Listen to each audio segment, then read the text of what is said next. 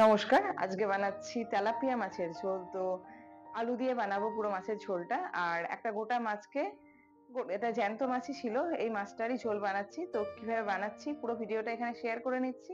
আর ভিডিওটা যদি ভালো লাগে তাহলে যেন অবশ্যই লাইক, কমেন্ট, শেয়ার এবং পরের ভিডিওগুলো দেখার জন্য সাবস্ক্রাইব যেন অবশ্যই করতে ভুলবেন না।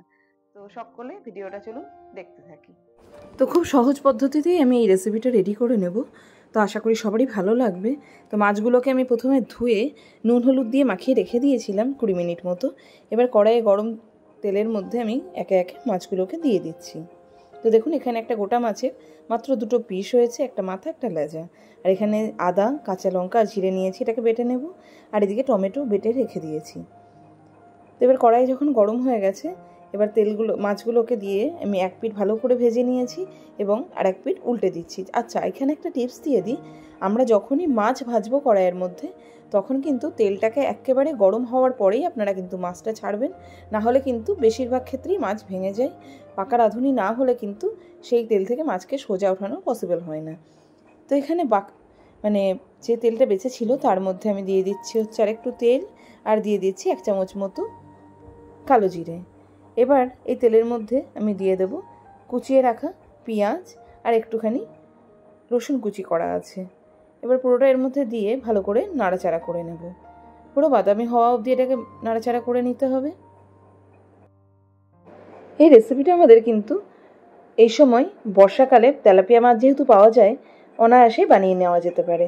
তো দেখুন, এখানে আদা, কাঁচা লঙ্কা আর জিরে বাটাটা আমি তেলের মধ্যে দিয়ে দিচ্ছি।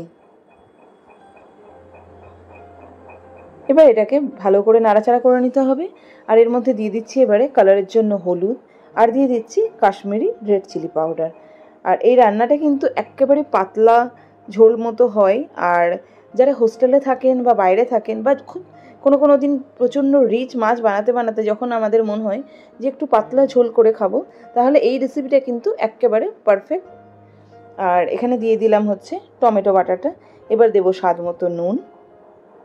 আর আমি আগে থেকেই আলুটাকে সিদ্ধ করে নিয়েছিলাম, এটাকে ঝোলের মধ্যে দিয়ে দেবো, কিছুক্ষণ ফুটতে থাকবে এবং তারপরে দিয়ে দেবো ভেজে রাখা মাছগুলোকে। বাস, আর কিচ্ছু কিন্তু না। হয়ে গেল আমাদের এই মাছের ঝোলের রেসিপিটা। আলু দিয়ে তেলাপিয়া মাছের এই ঝোল রেসিপিটা কিন্তু গরম ভাতে জাস্ট জমে যাবে। তো ব্যাস 2-3 মিনিট এরপরে ফুটিয়ে নিলেই আমাদের রেসিপি একদম 100% কুক হয়ে যাবে। তো যদি ভিডিওটা ভালো লাগে বা আমার ভিডিও আপনাদের পরপর ভিডিওগুলো আমরা ডেসক্রিপশন বক্সে দিয়ে থাকি, তো ওখানে গিয়েও চেক করতে পারেন।